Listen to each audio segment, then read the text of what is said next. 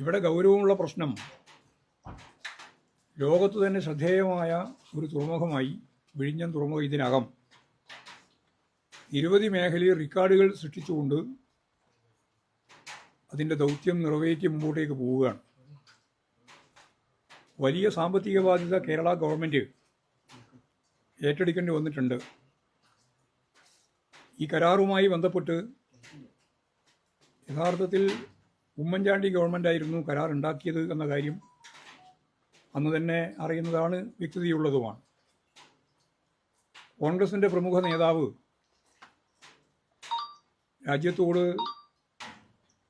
പറഞ്ഞ ഒരു കാര്യം നമ്മളെല്ലാം മനസ്സിലാക്കിയത്,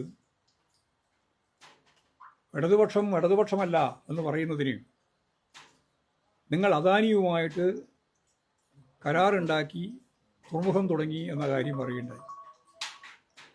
അന്ന് തന്നെ വ്യക്തമാക്കിയതാണ്, തുറമുഖം തുടങ്ങിയത് അല്ലെങ്കിൽ കരാറിൽ ഒപ്പിട്ടത് ഇടതുപക്ഷ ജനാധിപത്യ മുന്നണി ഗവൺമെൻറ് അല്ല, UDF ഗവൺമെൻറ്റാണ്, ഉമ്മൻചാണ്ടിയാണ് ഒന്ന് മുഖ്യമന്ത്രി എന്ന കാര്യം അന്ന് വ്യക്തമാക്കപ്പെട്ട കാര്യമാണ്. ഇപ്പോഴെനിക്ക് രാഹുൽ ഗാന്ധിയോട് ചോദിക്കാനുള്ള പ്രധാനപ്പെട്ട ഒരു ചോദ്യം,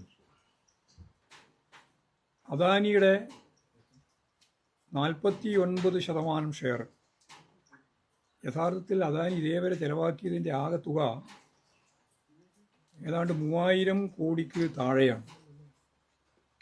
3000 കോടി പോലും ഇതേവരെ ചെലവാക്കിയ പണം ഇല്ല.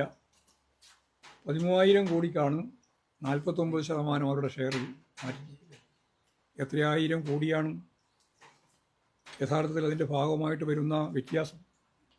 ഇപ്പോൾ 3000 കോടി പോലും ഇതുവരെ ചെലവാക്കാത്ത അദാനി കമ്പനി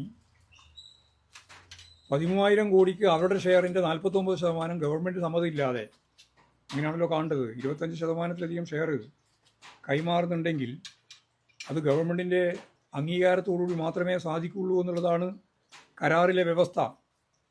ആ വ്യവസ്ഥയൊന്നും ഞങ്ങൾക്ക് ബാധകമല്ല. കാരണം ഞങ്ങളും വി.ഡി. സതീശനും തമ്മിലുള്ള ഡീൽ അടിസ്ഥാനപ്പെടുത്തി എന്തും തീരുമാനിക്കാൻ ഞങ്ങൾക്ക് അവകാശമുണ്ട് എന്ന രീതിയിൽ കാര്യങ്ങൾ തീരുമാനിച്ചു പോകുന്ന അവസ്ഥയിൽ നിന്നാണ് ഈ ഗുരുതരമായ പ്രത്യാഘാതം. ലോകത്തിലെ ശ്രദ്ധേയമായ എന്ന് മാത്രം പറഞ്ഞാൽ പോരാ, തന്ത്രപ്രധാനമായ ഒരു തുറമുഖം കൂടിയാണ് യഥാർത്ഥത്തിൽ വിഴിഞ്ഞം തുറമുഖം. അതിൻ്റെ രാജ്യരക്ഷാപരമായിട്ടുള്ള ഉത്തരവാദിത്വം വളരെ പ്രധാനപ്പെട്ടതാണ്.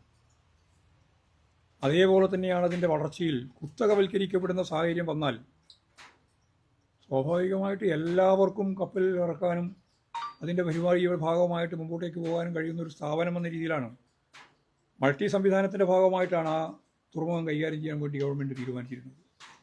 ഇത് മുഴുവൻ ഒരു കമ്പനിക്ക് തീരെഴുതി കൊടുക്കുന്ന അവസ്ഥയിലേക്ക് മാറുന്ന സാഹചര്യമാണ് വരുന്നത്.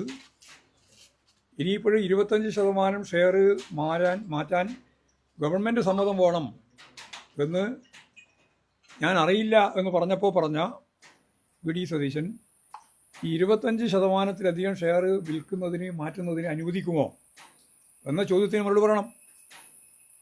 സ്വാഭാവികമായിട്ടും അത് കുത്തകകൾക്ക് അനുകൂലമായ സാഹചര്യമാണ് സൃഷ്ടിക്കുക എന്നുള്ളതാണ് വളരെ ഗൗരവമുള്ള പ്രശ്നം.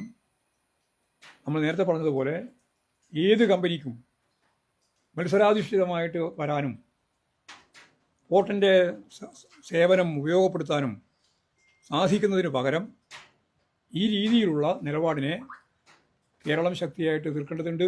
കേരളത്തിൻ്റെയും ഇന്ത്യയുടെയും ഭാവി വളരെ ശ്രദ്ധേയമായ രീതിയിലാണ് വിഴിഞ്ഞം തുറമുഖവുമായിട്ട് നമ്മൾ കാണുകയും അതിനുവേണ്ടി പ്രവർത്തിക്കുകയും ഒക്കെ ചെയ്തിട്ടുള്ളത്.